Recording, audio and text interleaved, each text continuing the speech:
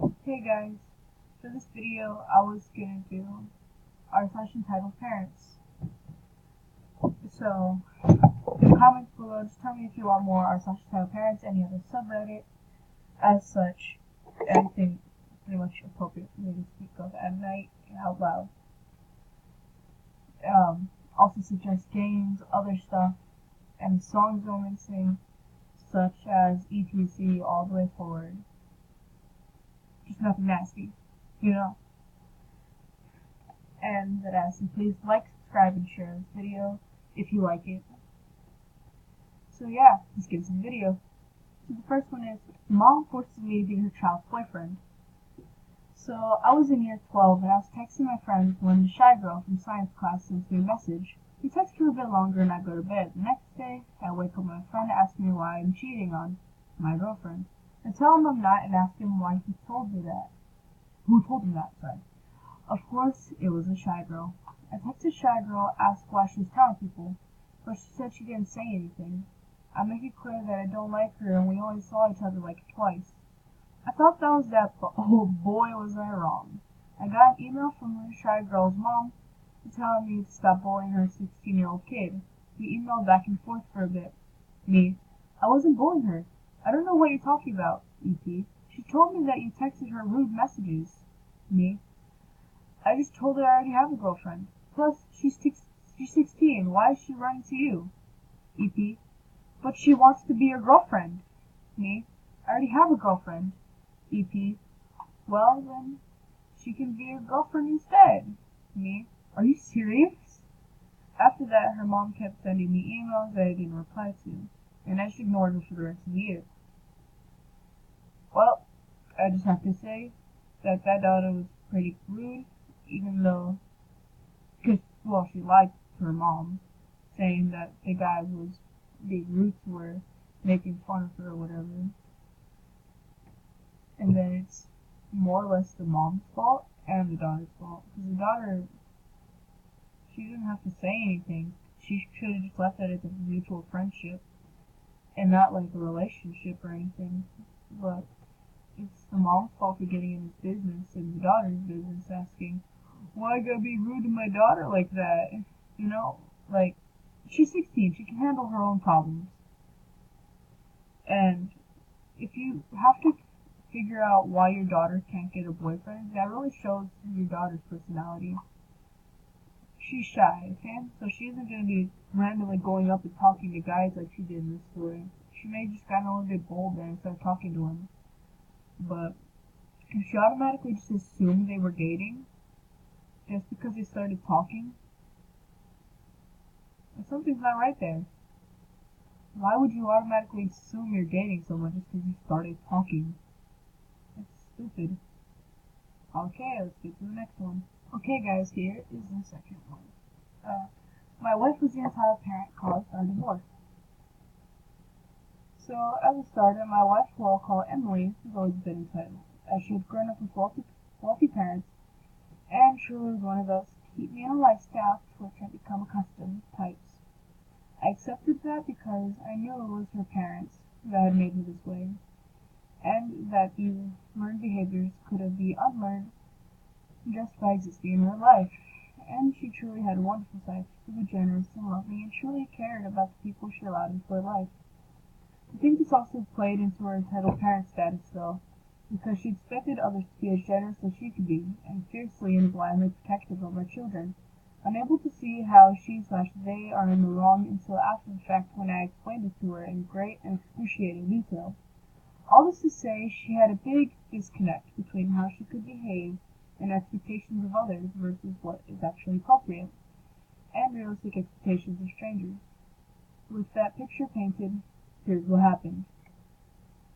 We were at Tesco's with my youngest daughter, who has mild autism and struggles to understand social situations.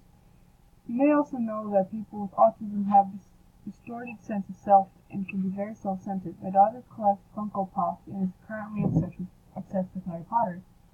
She needed a Luna Lovegood in the line had just one. Every time we went to Tesco's, she would run to the toy aisle to see if they had it. We could have ordered it online, but we promised to get her if it was there. And This hope made it far easier to have managed having her, and whatever activities she was doing at home.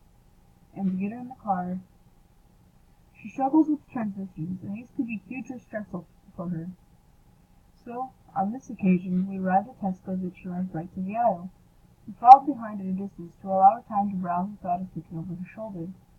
She's been out of sight for no longer than a minute when we hear her scream. We both run over in a panic and find my daughter trying to pry the coveted pop out of another young girl's hands. The young girl's in a wheelchair and clearly has severe learning disabilities.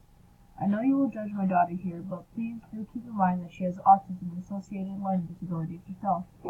The girl in the wheelchair is trying to hold the pop out of reach, and her mom is standing to the other side of her, trying to get in between my daughter and hers without touching my daughter. A trying task. My wife stomps over and immediately starts on the mother. "Don't you dare touch my daughter!" The mom, with the patience of a saint, looks at my wife and says, "I'm not. I'm trying to stop her hurting my daughter." I get a bit annoyed at this because my daughter has never been violent with anyone, but can see why she would make this assumption given what is happening. My wife did not see this. She instantly started shouting, "How dare you! What do you think she is, some kind of monster? She would never hurt a retarded. She would never hurt a retarded person. She just wants to pop. If you give it to her, she would leave you alone." She looks at the girl and says, "Give it to her, now." The mom instantly steps into my wife's face and very calmly warns my wife, that if you call her daughter that again, she will beat the living out of her. My wife looked at me for help, and I just looked at her. The truth is that I was about to intervene on behalf of the mother. I was so full of rage that my wife at this point should call a child this and give her own daughter issues, and how upset she, my daughter, had gotten when she had been called this in the past. I knew right then that this woman I had chosen to marry was a vile human being. They argued back and forth for a little while with no real resolution. Meanwhile, I had grabbed and picked up my daughter to stop her from trying to get to the young girl with the pop. The argument was pretty mundane. Wait, I'm lost. Sorry, what's it? Okay, I'm back. Sorry. The argument was pretty mundane. The usual things you'd expect. The mother explaining why she didn't have to give up the toy as her daughter had picked it up first. We later found out there was loads left on the shelf. It wasn't even the only one. And then my wife then had the audacity to tell this woman that my daughter needed it because she has autism and her daughter didn't. At this point, I got fed up of listening and did intervene. I cut my wife off and apologized profusely to the mother and offered to buy her daughter the pop. She, not so politely but understandably, declined.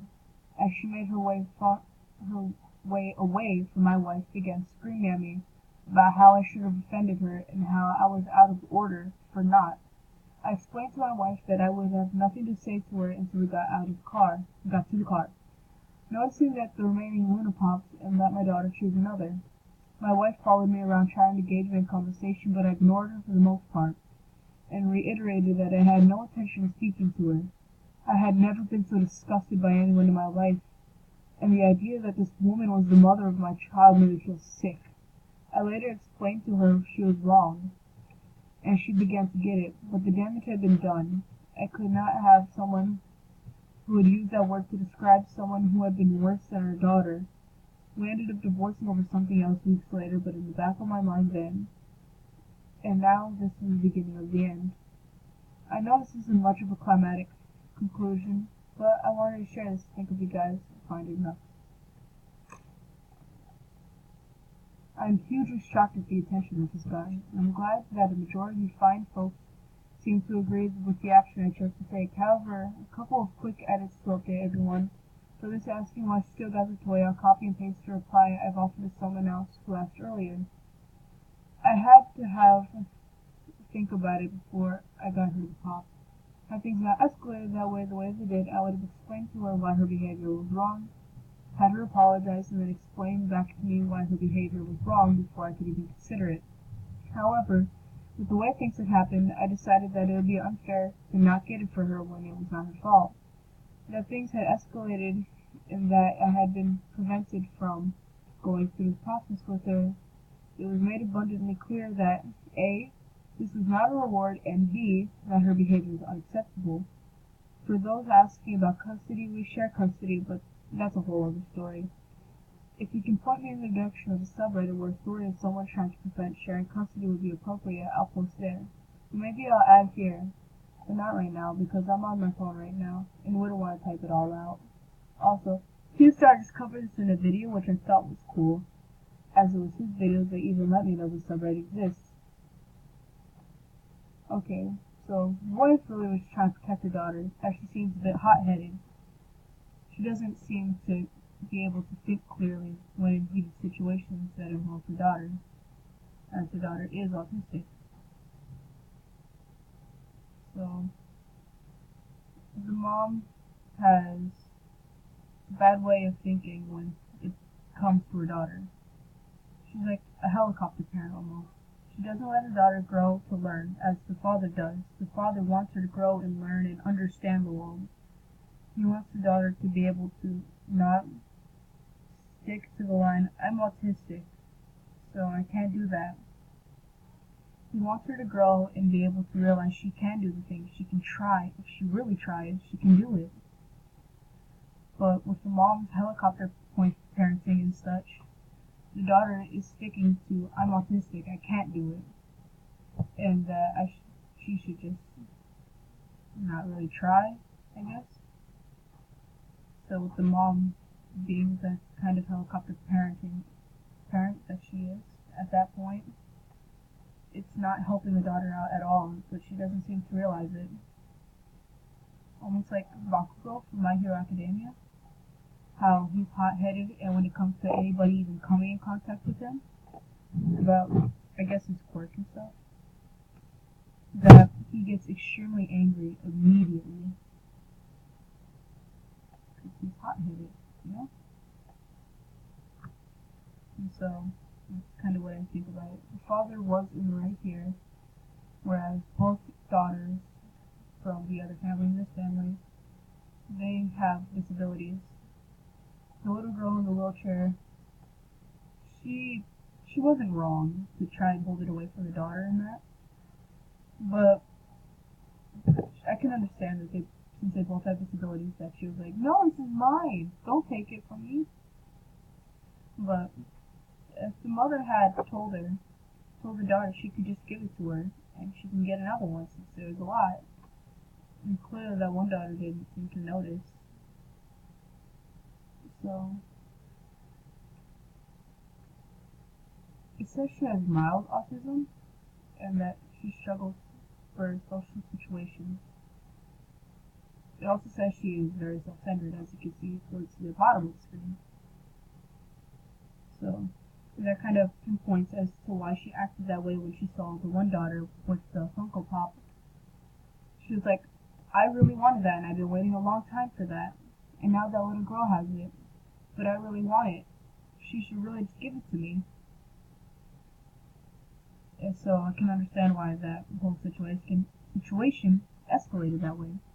But it was really the mom that pushed it even further, because if she hadn't intervened but instead pulled her daughter back and tried to talk to her and tried to explain to her and show her that there were more Funko Pops, then, you know, the situation wouldn't have been that bad, and the dad could have explained to things, and he would have never realized how disgusting the mother was. You know? But one thing I do want to point out, now that I'm thinking about it, since they're split up and they share custody, I kind of feel bad for the daughter because the father isn't around to watch over and see how the mother's treating the daughter now. So the mother may be doing that kind of whole, you are autistic, so other people should treat you as such and tread carefully around you. They should give you everything you want. So I kind of really feel bad for the daughter because the mother is just treating her like she's a small infant. She can't do anything herself. Well, before I even go on a whole rant about this small recording session is about to end, so I need to stop it and then restart it. And then we'll get to number 3. So, see you then.